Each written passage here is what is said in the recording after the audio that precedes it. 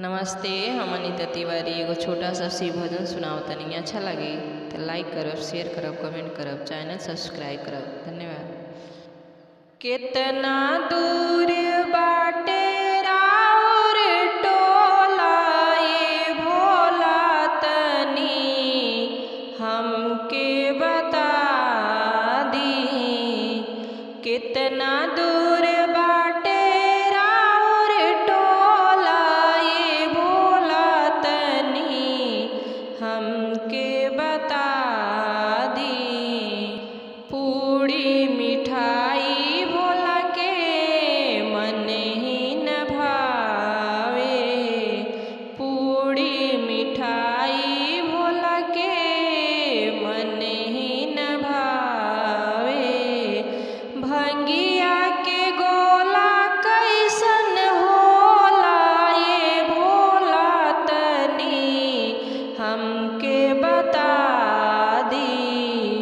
भंगिया के गोला कैसन होला ये भोला, तनी हमके बता दी।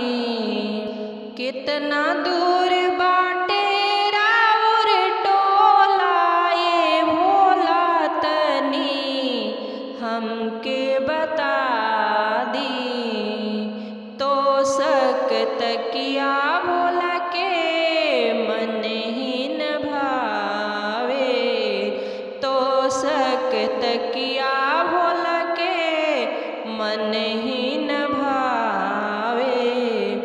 मिरिगा के छाल कैसन होला ये भोला, तनी हमके बता दी। मिरिगा के छाल कैसन होला ये भोला, तनी हमके बता दी। कितना दूर बाटे राउर टोला ये भोला, तनी हमके बता दी। हाथी से घोड़ा भोला के मन ही न भावे।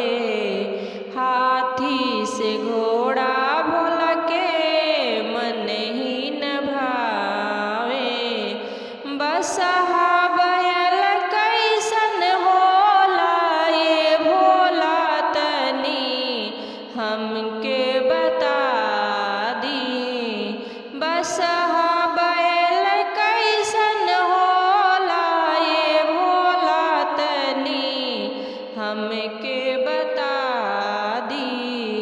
कितना दूर बाटे राउर टोला ये भोला, तनी हमके बता दी।